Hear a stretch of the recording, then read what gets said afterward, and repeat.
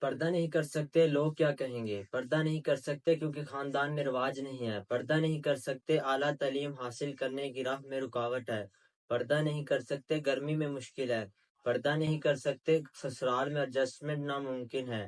سوچنے کی بات ہے، پردہ فرض کرنے والی ذات کو ان مشکلات کا اندازہ نہیں تھا، پھر اس نے پردہ کیوں فرض کیا؟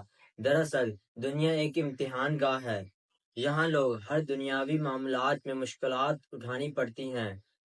اب جو لوگ دنیاوی کاموں کے ساتھ ساتھ آخرت کو بھی مد نظر رکھتے ہیں، اللہ تعالیٰ کے حکم کی اہمیت رکھتے ہیں، چاہے وہ پردہ ہو یا کوئی بھی دینی کام، اسے مشقت اٹھا کر پورا کرتے ہیں۔ جو لوگ دین کو اہمیت نہیں دیتے، اللہ تعالیٰ کے حکم کی ان کی نظر میں کوئی حیثیت نہیں ہوتی، وہ دنیاوی معاملات میں خوب مشقت برداشت کر کے انہیں سر انجام دیتے ہیں اور دین میں آسانی ڈھونڈتے ہیں اور مختلف قسم کے بہانے بناتے ہیں۔ یاد رکھیں، پردہ نہ کرنے والے بہانے اس جہاں میں تو چل جائیں گے لیکن اس پروردگار کے ہاں نہیں چلیں گے۔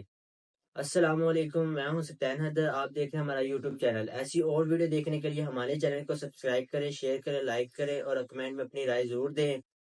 تب تک کے لیے اللہ حافظ۔